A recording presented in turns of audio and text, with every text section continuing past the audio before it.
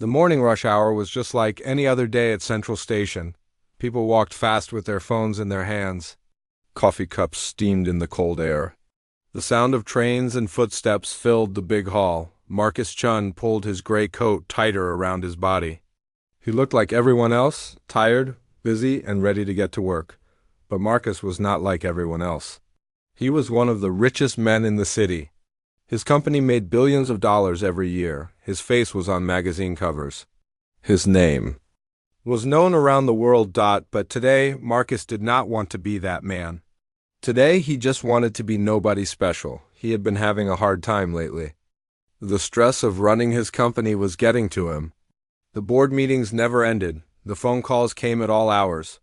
He felt like he was losing himself in all the money and power. Last night, he could not sleep. He sat in his big house looking out at the city lights.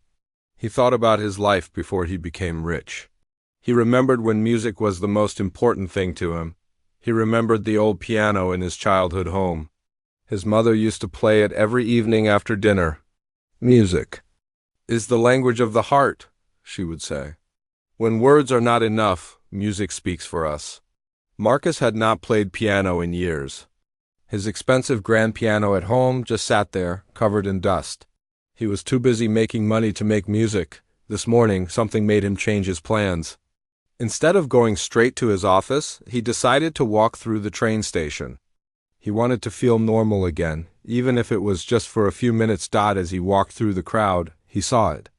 There, in the corner of the station, sat an old piano. It looked forgotten and lonely. The black paint was chipped in some places. Some of the keys looked yellow with age. A small sign next to it said, "Play me music for everyone." Marcus stopped walking. People bumped into him as they rushed past, but he did not move. He stared at the piano like it was calling to him. He looked around. Nobody was paying attention to the piano. Everyone was too busy with their own lives. Marcus walked slowly toward it. His heart was beating fast. He sat down on the small bench. The seat was cold and hard. He looked at the keys. They seemed to look back at him, waiting. His fingers felt stiff. It had been so long since he played. Marcus took a deep breath. He closed his eyes and let his fingers find the keys. At first, the notes came out wrong. His fingers stumbled.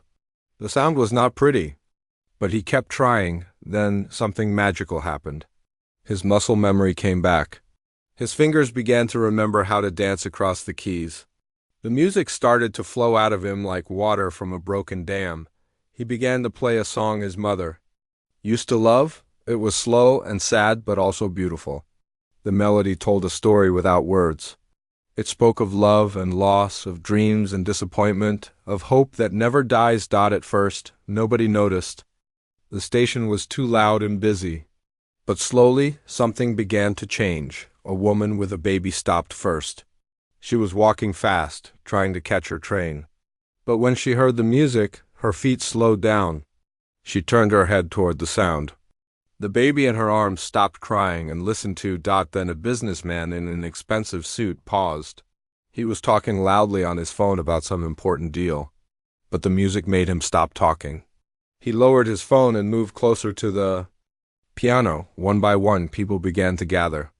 They did not plan to stop. They had places to go and things to do. But the music pulled them in like a magnet. Marcus did not notice the crowd growing around him. He was lost in the music. His eyes were still closed. His whole body moved with the rhythm.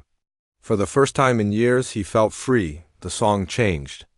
Now he played something happier. His fingers moved faster across the keys. The music bounced and danced. Some people in the crowd began to smile. A little girl started moving her body to the beat, but then Marcus played something different, something deeper. The notes became heavy with emotion. This was not just music anymore. This was his heart speaking. This was all the pain he had been holding inside for so long. He played about the loneliness of success. He played about missing his mother, who died 5 years ago. He played about all the friends he lost. When he became rich, he played about feeling empty, even though he had everything. The crowd grew bigger. People forgot about their trains. They forgot about their meetings. They forgot about their problems. They just listened. A security guard came over to see what was happening. He was ready to ask people to move along. But when he heard the music, he stopped too. He stood at the back of the crowd with tears in his eyes. An old man in the front row began to cry. The music reminded him of his wife, who he lost last year. A young mother held her children closer. A teenager put away his phone and really listened. To music for the first time in months, Marcus played for 20 minutes without stopping. Song after song flowed from his fingers. Each one told a different part of his story. The crowd grew to over 100 people. They stood in perfect silence. Not wanting to break the spell, some people had their phones out, recording the moment. But most just watched with their hearts wide open. They felt something they had not felt in a long time. They felt connected to another human being through the power of music. Marcus finally opened his eyes. He saw the crowd for the first time. His fingers stopped moving. The last note hung in the air like a prayer. For a moment, nobody moved. Nobody spoke. The silence was as powerful as the music had been. Then slowly someone started to clap. Others joined in. Soon the whole crowd was clapping and cheering. Some people were wiping tears from their faces. Others were smiling the biggest smiles of their day. Marcus stood up from the piano bench. He looked at all these strangers who had become friends through his music. He felt something he had not felt in years. He felt human again. A little girl ran up to him and hugged his leg. "That was beautiful," she said. "You made my mommy cry happy tears." Marcus knelt down to her level. "Music has that power," he said softly. "It can touch our hearts in ways that nothing else can." As the crowd began to scatter, people kept coming up to Marcus. They thanked him. They told him how the music made them feel. They shared their own stories of loss and hope. Marcus realized something important in that moment. All his money and power meant nothing compared to this simple act of sharing his heart through music. These people did not know who he was. They did not care about his bank account or his business empire. They only cared about the music and the emotions it stirred in their souls. But Marcus did not know that his life was about to change forever. He did not know that someone in the crowd recognized him. He did not know that this moment would soon be seen by millions of people around the world. Sarah Martinez was running late for work. She was a reporter for the city newspaper, and her boss would not be happy if she missed the morning meeting again. She was rushing through Central Station when she heard the music. At first, she tried to ignore it. She had a job to do. But something about the piano playing made her stop. The music was so beautiful and sad that it made her heart ache. Sarah pulled out her phone and started recording. She had covered many stories, but this felt different. This felt special. As she watched the man play, something about him seemed familiar. She moved closer, trying to get a better look at his face. When he finally opened his eyes and stood up, Sarah gasped. She knew exactly who this man was, Marcus Chun, the billionaire CEO of Chun Industries. The man who owned half the buildings in the city. The man who was always in the news for making another billion-dollar deal, but here he was, sitting at a broken old piano in a train station, playing music that made grown adults cry. Sarah kept recording as people thanked Marcus and shared their stories. She watched him hug the little girl. She saw the genuine surprise and joy on his face when people responded to his music. This was not the cold businessman she had seen in interviews. This was not the ruthless tycoon that other reporters wrote about. This was a human being who had just touched hundreds of lives with his music. After the crowd left, Sarah walked up to Marcus. He was still sitting at the piano, running his fingers over the keys softly. "Excuse me," she said quietly. "I'm Sarah Martinez from the City Times. I couldn't help but notice what just happened here." Marcus looked up at her. For a moment his face showed panic. He had been recognized. His private moment was over. I was just playing some music," he said, standing up quickly. "That was much more than just playing music," Sarah said. "What you did here was incredible. You moved people in a way I've never seen before." Marcus looked around nervously. "Please don't write about this. I just wanted to have a normal moment." "I didn't want anyone to know who I am." Sarah studied his face. She could see the fear there, but also something else. She could see a man who was tired of being seen as just a rich businessman. She could see someone who wanted to be known for something more. "Can I ask you something?" Sarah said. "Why did you stop here today? Why did you play?" Marcus was quiet for a long time. He looked at the piano, then back at Sarah. Something in her eyes made him trust her. "I haven't played piano in years," he said finally. "My mother taught me when I was young. She died 5 years ago, and I stopped playing after that.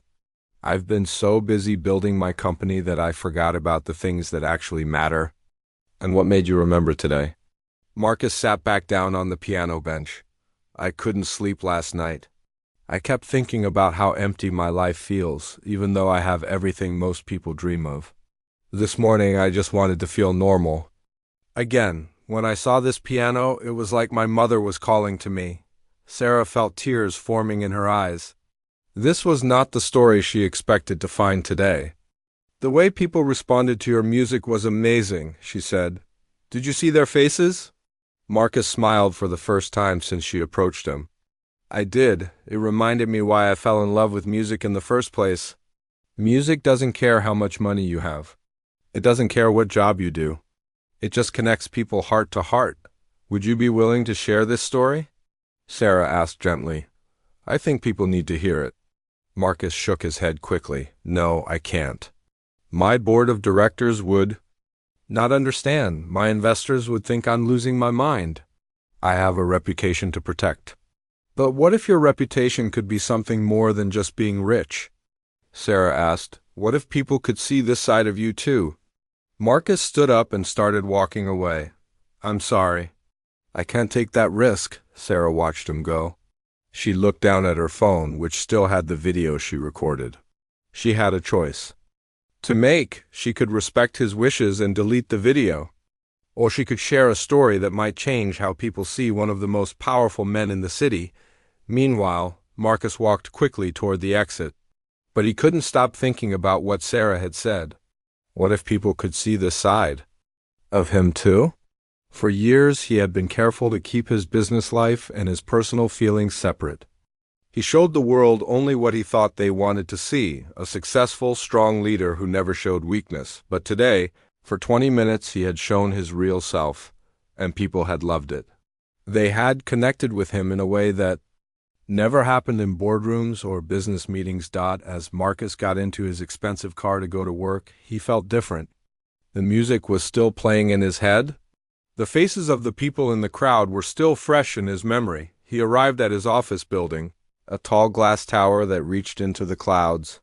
His assistant, Jennifer, was waiting for him with his schedule and a cup of coffee. "Good morning, Mr. Chun," she said. "You have the board meeting in 20 minutes, then lunch with the investors from Tokyo, then ... But Marcus wasn't listening. He was thinking about the little girl who hugged his leg. He was thinking about the old man who cried. He was thinking about his mother and the music they used to make together. "Jennifer," he said suddenly, "cancel my meetings today." Jennifer looked shocked. "Sir, all of them?"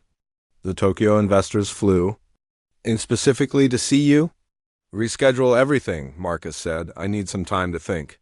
Marcus went into his office and closed the door. He sat in his leather chair and looked out at the city below.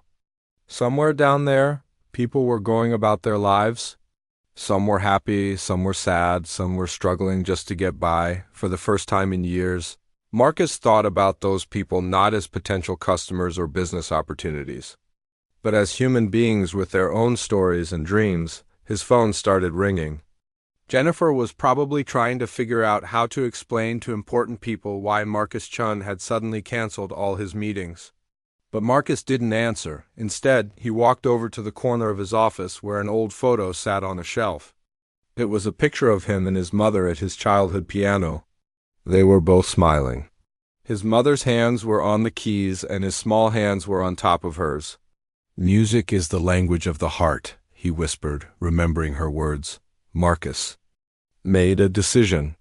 He picked up his phone and called Jennifer. "I need you to do something for me," he said. "I want you to find Sarah Martinez from the City Times. Tell her I've changed my mind. Tell her I want to talk." That afternoon, Sarah got the call she never expected. Marcus Chun wanted to meet with her. He wanted to tell his story. They met at a small coffee shop far from the business district. Marcus looked nervous as he sat across from Sarah. "I've been thinking about what you said," he began. "About letting people see this side of me too. I think maybe it's time." Sarah pulled out her notebook. "What changed your mind?"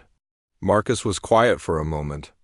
"I realized that I've been hiding behind my money and success for so long that I forgot who I really am. Today, when I played that piano, I remembered. I remembered that I'm not just a businessman. I'm a person who loves music and wants to connect with other people." "It's going to be a risk," Sarah warned him. "Some people might not understand. Some might see it as a weakness." "Maybe," Marcus said, "but I'm tired of being afraid. I'm tired of pretending that money is the only thing that matters to me." Sarah smiled. "So where do we start?" "Tell them about the music," Marcus said. "Tell them about my mother. Tell them that sometimes the richest man in the room is the one who remembers how to touch people's hearts." As Sarah began to write, Marcus felt something he hadn't felt in years. He felt hope. Hope that he could be more than just a rich businessman. Hope that he could use his success to bring more music and joy into the world. But neither Marcus nor Sarah knew that the video from that morning was already spreading on social media. Someone in the crowd had posted it online, and it was starting to go viral. The story was just beginning. By the time Marcus got home that evening, his phone was buzzing nonstop. Jennifer had been calling him every few minutes with updates that made his head spin. "Mr. Chun," she said when he finally answered, "something is happening. There's a video of you playing piano that's all over the internet. It has over 2 million views already." Marcus felt his stomach drop. "What video?" "Someone recorded you this morning at the train station. It's everywhere: Facebook, Twitter, Instagram, TikTok. People are calling it the billionaire's secret and when music moves mountains." Marcus sat down heavily in his living room chair. This was exactly what he had feared would happen. His private moment had become public entertainment. "What are people saying?" he asked, almost afraid to hear the answer. "That's the strange thing," Jennifer said. "It's all positive. People are saying you made them cry. They're saying it's the most beautiful thing they've seen all year. The comments are incredible, Mr. Chun." Marcus hung up and immediately went to his computer. He found the video and watched it with growing amazement. Someone had filmed the whole thing, from when he first sat down to when the little girl hugged him, but it wasn't just the video that surprised him. It was the comments below it. Thousands and thousands of people sharing their own stories. "This made me call my mom for the first time in months," wrote one person. "I haven't cried like this since my father died. Thank you for reminding me that it's okay to feel," wrote another. "I'm going through a divorce and feeling so alone. This music made me remember that there's still beauty in the world," shared someone else. Marcus read comment after comment. People were talking about how the music had touched them, how it reminded them of lost loved ones, how it gave them hope during difficult times. Then he saw a comment that made him stop breathing for a moment. "My daughter has been in the hospital for 3 weeks fighting cancer. I played this video for her and she smiled for the first time since her diagnosis. Thank you for giving us a moment of peace." Marcus stared at the screen. His simple act of playing piano had reached a little girl in a hospital bed. His music had brought comfort to a family going through the worst time of their lives. The next morning, Sarah's article was published. The headline read, "The Music That Stopped a City, Marcus Chun's Journey from Boardroom to Piano Bench." The article told the whole story: Marcus's loss of his mother, his disconnection from music, his moment of spontaneous playing, and his decision to share his story. Sarah had written it beautifully, showing Marcus not as a cold businessman but as a human being searching for meaning. Within hours, the article was shared thousands of times. News stations picked up the story. Radio shows played the audio from the video. Social media exploded with people sharing their own stories about music and loss and finding themselves again. Marcus's office phone rang all day. Reporters wanted interviews. TV shows wanted him as a guest. But the calls that surprised him most were from other business leaders. "Marcus, it's Tom Bradley from Bradley Industries," said one voicemail. "I saw the video and read the article. I haven't touched my guitar in 15 years. You've inspired me to pick it up again. Thank you for being brave enough to show your human side. Mr. Chun, this is Linda Walsh from Walsh Corporation. My company would love to sponsor a music program. In honor of your mother, call me when you get a chance." Even his own board members, the ones he thought would be angry, were calling with support. "Marcus, this is the best PR we've ever had," said board member Robert Kim. "People are talking about our company in a completely new way. They see us as human now, not just as a corporation." But the most meaningful call came from an unexpected source. "Mr. Chun? This is Dr. Patricia Williams from Children's Hospital. I'm calling about something wonderful that happened yesterday." Marcus's heart raced. "Yes?" "A father showed your piano video to his daughter, who has been very sick. The music brought her so much joy that she asked if she could learn to play piano when she gets better. Her spirits have improved dramatically. I was wondering, would you consider visiting our music therapy program?" Marcus felt tears form in his eyes. Of course, I would be honored. That afternoon, Marcus did something he hadn't done in years.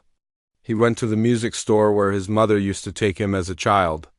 The elderly owner, Mr. Rossetti, recognized him immediately. "Marcus Chun, I saw the video. Your mother would be so proud." "Mr. Rossetti, you remember me?" "Of course I remember you. You and your mother came here every Saturday for piano books. She always said you had a gift for making people feel with your music." I guess she was right. Marcus spent an hour in the store, looking at sheet music and remembering. When he left, he had bought several pieces that his mother used to love. That evening, Marcus sat at his home piano for the first time in years. He played the songs he had bought, thinking about his mother and about all the people who had been touched by his music. His phone buzzed with a text from Sarah Martinez. "Check your email. I think you'll want to see this." Marcus opened his email to find hundreds of messages from people around the world. They had found his company email address and were writing to thank him for the music. A teacher from Japan wrote, "I played your video for my students. Now they all want to learn piano. You have inspired a new generation of musicians." A soldier wrote from overseas, "Your music reminded me of home. It gave me strength when I needed it most." An elderly woman wrote, "I lost my husband last month. Your piano playing was the first thing to make me smile since his funeral. Thank you for helping me remember that life still has beautiful moments." Marcus read every single email. Each one reminded him that his music had traveled far beyond that train station, touching lives in ways he never imagined. The next week, Marcus made another decision that surprised everyone. He announced that Xi'an Industries would start a foundation for music education in schools that couldn't afford music programs. "Music saved my life," he said in a press conference. "It connected me to my humanity when I had lost my way." Every child deserves the chance to experience that connection.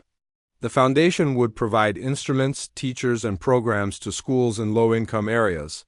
It would also support music therapy in hospitals and elder care facilities. But Marcus didn't stop there. He began traveling to the schools and hospitals that received support from his foundation. He would sit at whatever piano they had, sometimes old and out of tune, sometimes just a small keyboard, and play for the children. Each time he played, something magical happened. Children who were shy became confident. Sick patients forgot their pain for a while. Elderly people remembered songs from their youth and sang along. The videos of these visits began appearing online too. Marcus playing for children with special needs. Marcus bringing his piano to a nursing home. Marcus teaching a young cancer patient how to play Twinkle, Twinkle, Little Star. People began calling him the Piano Man instead of just the billionaire CEO. His company's stock price actually went up as customers became more loyal to a business they saw as caring about people. Not just profits, but the most important change was in Marcus himself. He had found his purpose again. He had remembered what his mother taught him, that music is the language of the heart. 3 months after that day at the train station, Marcus got a call from Dr. Williams at the hospital. Mr. Chun, remember the little girl I told you about? The one who wanted to learn piano? She's in remission now, and she's been practicing every day. She wants to play a song for you."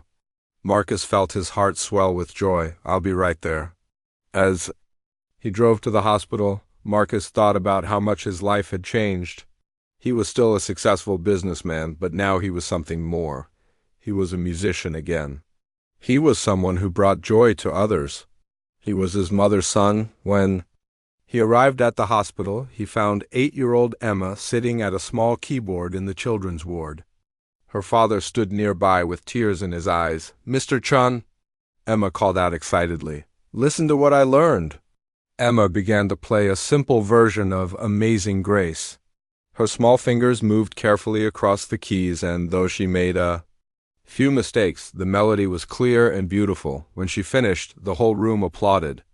Marcus knelt down beside her chair.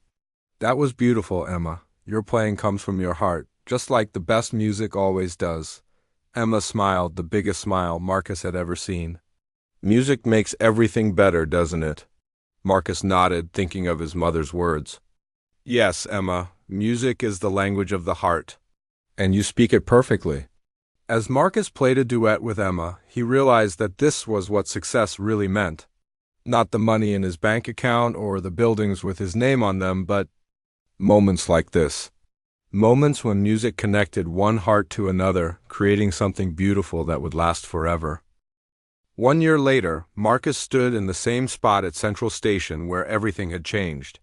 But this time, he wasn't alone. Hundreds of people filled the space around the old piano, which was no longer forgotten and broken. Marcus had quietly arranged for the piano to be completely restored. The chipped paint was now smooth and black. The yellow keys were bright white again. The sound was clear and beautiful. A new sign next to it read, "In memory of Elena Chun, music is the language of the heart." Today was the anniversary of that first morning when Marcus played for strangers. He had decided to return to mark the day that changed his life forever. Sarah Martinez stood nearby with her camera crew. She was making a documentary about how one moment of honest music had started a movement. The video from that first day now had over 50 million views worldwide, and it had inspired countless people to share their own musical gifts. "Are you nervous?" Sarah asked Marcus as he prepared to sit at the piano again. Marcus smiled. "No, not anymore. I've learned that when you play from your heart, there's nothing to be nervous about." In the crowd, Marcus could see faces both familiar and new. There was Emma, the little girl from the hospital, now healthy and strong, holding her own small violin. Her father stood beside her, tears already forming in his eyes. There was Mr. Rossetti from the music store, who had become one of Marcus's closest friends over the past year. There was Jennifer, his assistant, who had learned to play guitar because Marcus inspired her to try something new, but there were also hundreds of strangers. People who had heard about this anniversary gathering and wanted to be part of something special. Some had brought their own instruments. Others had simply come to listen. As Marcus sat down at the piano, the crowd grew quiet. He looked up at the high ceiling of the station and thought about his mother. He could almost feel her presence, encouraging him to play. He began with the same song that had started it all, the melody his mother used to love. His fingers moved across the keys with confidence now, shaped by a year of regular practice and sharing music with others. As the familiar notes filled the air, something beautiful began to happen. Emma lifted her violin and joined in with the melody. Then a man with a guitar stepped forward and added his voice to the music. A woman with a flute appeared from the crowd and found her place in the harmony. Soon, dozens of musicians were playing together, creating a symphony in the middle of the train station. Some were professional musicians. Others were beginners who had been inspired by Marcus's story to pick up an instrument for the first time. The music swelled and grew, filling every corner of the station. People stopped what they were doing and listened. Some began to cry, others started to dance. A few brave souls began to sing along. Marcus looked around at the incredible scene. This was so much more than he had ever imagined possible. His simple act of playing piano had created a community of musicians and music lovers, who were now sharing their gifts with the world. After the impromptu concert ended, people began to share their stories with Marcus. A teenage boy told him that learning piano had helped him through his parents' divorce. An elderly woman said that joining a community choir had cured her loneliness after her husband died. A father explained that music therapy had helped his autistic son learn to communicate. Each story reminded Marcus of why music mattered so much. It wasn't just entertainment, it was healing. It was connection. It was love made audible. As the crowd began to thin out, Marcus noticed a young man sitting alone on a bench nearby. He looked sad and lost, the way Marcus had felt that first morning a year ago. Marcus walked over and sat down beside him. "I'm David," the young man said without looking up. "I just lost my job. My girlfriend left me. I feel like my whole life is falling apart." Marcus nodded. "I understand. A year ago I felt like I had everything but was losing myself. Sometimes we need to fall apart before we can put ourselves back together in a better way. But you're successful," David said. "You're Marcus Chun. You have everything figured out." Marcus laughed gently. "Having money doesn't mean having everything figured out. It took me almost losing myself completely to remember what really matters." "What really matters?" David asked. Marcus pointed to the piano. "Connection. Sharing our gifts with others. Making someone else's day a little brighter. Finding ways to touch people's hearts." "But I don't have any gifts," David said sadly. "Everyone has gifts," Marcus replied. "Sometimes we just need help discovering them." "What did you love to do when you were a child?" David thought for a moment. "I used to draw. I was pretty good at it too. But my parents said art wasn't practical, so I stopped." Marcus smiled. "The Chun Foundation has a new program starting next month for adults who want to rediscover their creative passions. We provide classes and supplies for free. Would you be interested in trying art again?" David looked up for the first time, a spark of hope in his eyes. "Really? You would do that?" "Art is just another language of the heart," Marcus said. "The world needs your pictures just like it needs music." 6 months later, David's artwork was displayed in a gallery show sponsored by the Chun Foundation.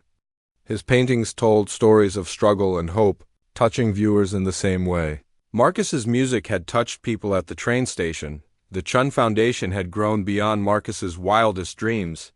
It now supported music programs in over 500 schools, art therapy in dozens of hospitals, and creative workshops in community centers across the country.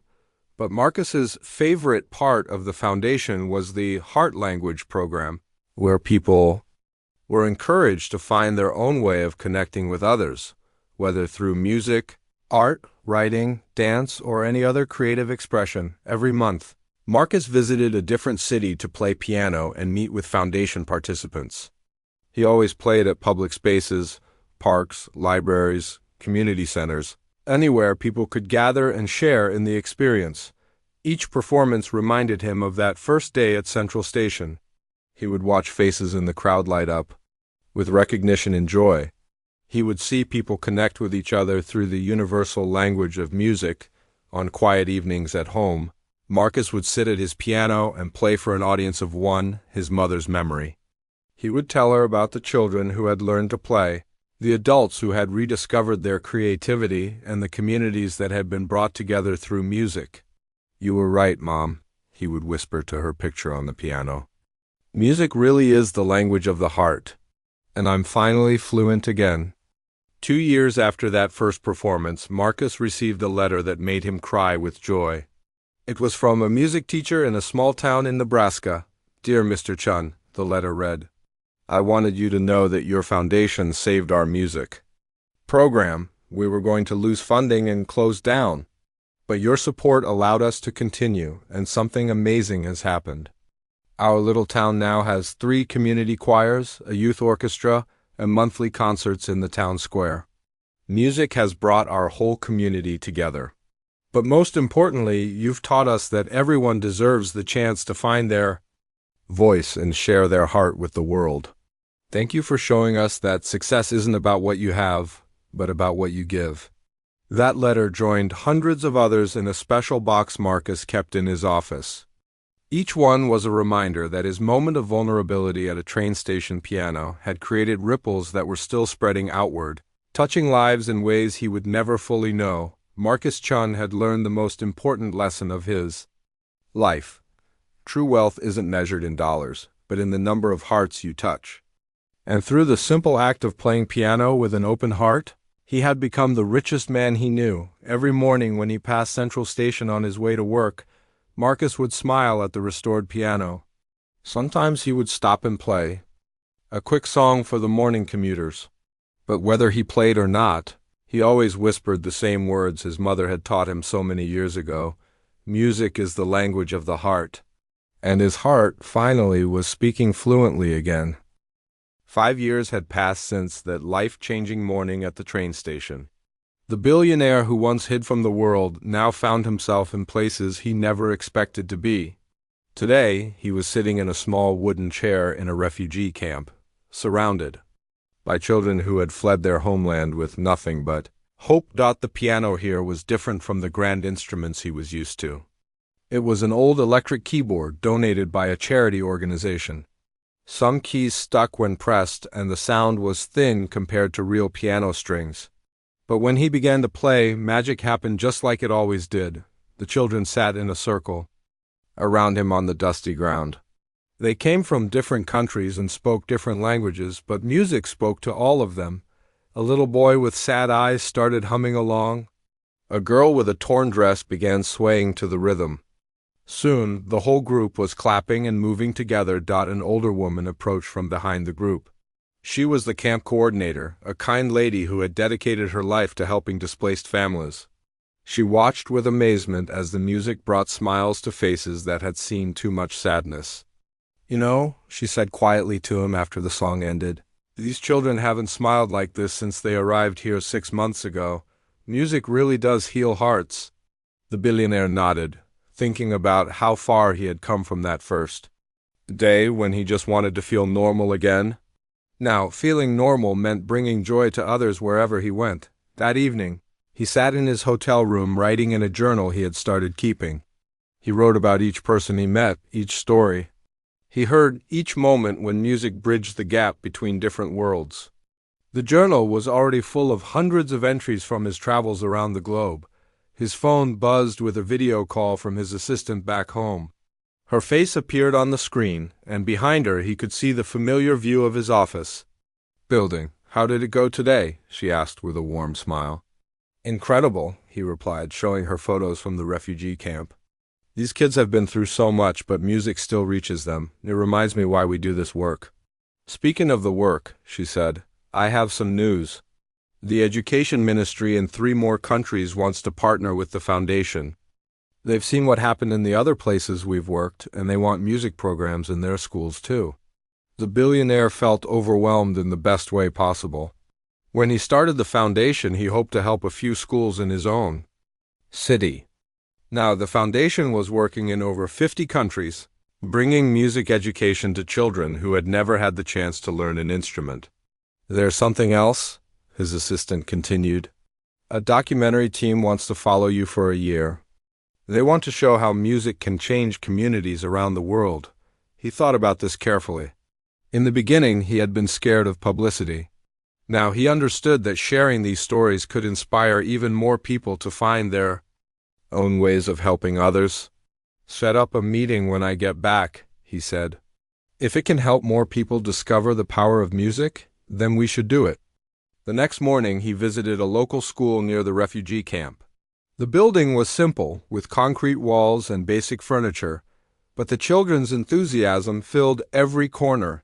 The teachers had heard about his visit and gathered all the students in the main room. He sat at another old keyboard and began playing a song that needed no words. It was a melody of hope, rising and falling like the human spirit itself. As he played, he watched the children's faces transform. Worry lines disappeared. Eyes brightened. Hearts opened. After the music, a teenage boy raised his hand. "Sir, can you teach us to play like that?" The billionaire smiled. Music isn't about playing perfectly. It's about playing with feeling. Here, let me show you. He called the boy forward and guided his hands to the keys. Together they played a simple melody. It wasn't perfect, but it was beautiful because it came from the heart. See, he said to the group, everyone can make music. You just have to be brave enough to try. One by one, other children came forward to try. Some had never touched a piano before. Others had dreamed of learning, but never had the chance. By the end of the hour, every child had played at least one note and felt the joy of making music. That afternoon, he met with the camp director to discuss setting up a permanent music program.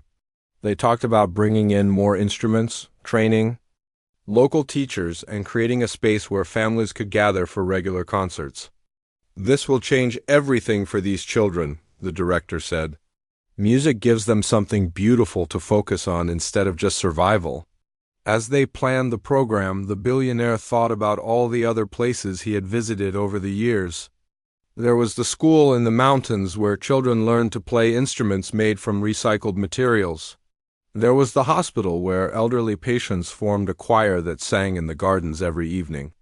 There was the community center in the inner city where former gang members now taught music to younger kids. Each place had taught him something new about the power of music to heal, unite, and inspire. But they had also taught him about his own capacity to make a difference. Years ago, he thought success meant accumulating wealth. Now he knew that success meant giving it away in ways that created lasting change. That evening, he attended a small concert organized by the camp residents. Families shared songs from their homelands, creating a beautiful mix of different cultures and traditions. Children who had barely spoken when they arrived were now singing confidently. Adults who had lost everything were finding their voices again. A mother approached him after the concert, tears in her eyes. "Thank you," she said in broken English. "My daughter hasn't sung since we left our home. Today she sang again." He gave her back her voice. These moments were worth more than all the money he had ever made. They reminded him why he had changed his life so dramatically 5 years ago. The next week, he traveled to another country to visit a school that had received instruments from his foundation 2 years earlier. When he arrived, he was amazed by what he found. The small music program had grown into a full community orchestra. Children who had started with basic lessons were now teaching younger students. Parents had formed their own choir. The whole neighborhood came together for monthly concerts. The principal of the school, an energetic woman with a passion for education, showed him around proudly. "Before your foundation came here, our children had no creative outlets," she explained. "Now, music is the heart of our school. Test scores have improved because students are more engaged. Behavior problems have decreased because children have a positive way to express themselves." He sat in on a music class and watched children who lived in poverty play instruments with the skill and joy of professional musicians. Their teacher, a young man who had learned piano through the Foundation's adult education program, led them through a complex piece with patience and enthusiasm. After class, one of the students, a girl about 12 years old, approached him shyly. "Mister, is it true that you're a very rich man?" she asked. He knelt down to her level. "I have a lot of money, yes. But that's not what makes me rich. What makes you rich, then?" He pointed to the room full of children practicing their instruments. "This does. Seeing you and your friends discover the joy of music. That makes me the richest person in the world." The girl smiled and ran back to her friends to practice more. That evening, he called his mother's sister, the only family he had left. She was getting older now, but she still had the same warm voice he remembered from childhood. "How's your journey going?" she asked. "It's incredible," he told her. "Every day I see how music changes lives. I think about your sister all the time.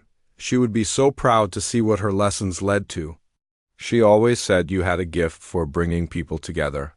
His aunt replied, "I'm glad you found your way back to it." After the call, he sat on his hotel balcony looking at the stars. In the distance, he could hear music drifting from the school. Students were practicing for an upcoming concert, their voices mixing together. In perfect harmony, he thought about the boy in the refugee camp who had hummed along to his playing. He thought about the mother who cried when her daughter sang again.